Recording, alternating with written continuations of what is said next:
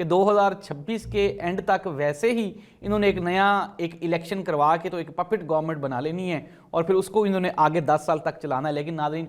میں نے آپ کو کئی مرتبہ بتایا ہے، مشرف صاحب کا پروگرام بھی یہی تھا کہ تا حیات، لائف ٹائم، ہمیشہ کے لیے۔ اگر ہم اس سے پیچھے چلے جائیں، جنرل ضیاء الحق صاحب بھی جب بولتے تھے تو یہی کہتے تھے، ہمیشہ تا حیات۔ اگر اس سے بھی پیچھے چلے جائیں تو یحییٰ خان صاحب وہ بھی یہی فرماتے تھے، ایوب خان صاحب بھی یہی فرماتے تھے۔ تو ناظرین، لیکن کوئی بھی نہیں رہا، اور یہ جو اقتدار ہے یہ اسی طرح سے تبدیل ہوتا رہتا ہے۔ ناظرین، حکومت نے، یہ جو موجودہ حکومت ہے، انہوں نے اقتدار تو حاصل کر لیا، لیکن جو عوام کی محبت ہے، جو عوام کی تائید ہے، جو عوام میں مقبولیت ہے، وہ یہ حاصل نہیں کر سکے۔ اور انٹل انلیس، جب تک آپ اس 25 کروڑ کی عوام کی حمایت آپ کو حاصل نہیں ہوگی تو آپ 2-4 سال تو انڈاؤٹڈلی، انوانٹڈلی آپ حکومت کر سکتے ہیں، لیکن جب آپ ایک لمبا عرصہ بغیر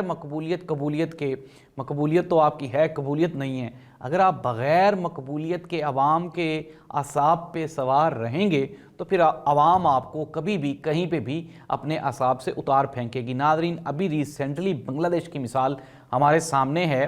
کہ وہ شیخ حسینہ واجد صاحبہ جو کہ کسی اپنے سیاسی اپوننٹ کو زور سے کھانسنے بھی نہیں دیتی تھی، اسی محترمہ کو وہاں کی عدالت نے سزائے موت سنائی ہے۔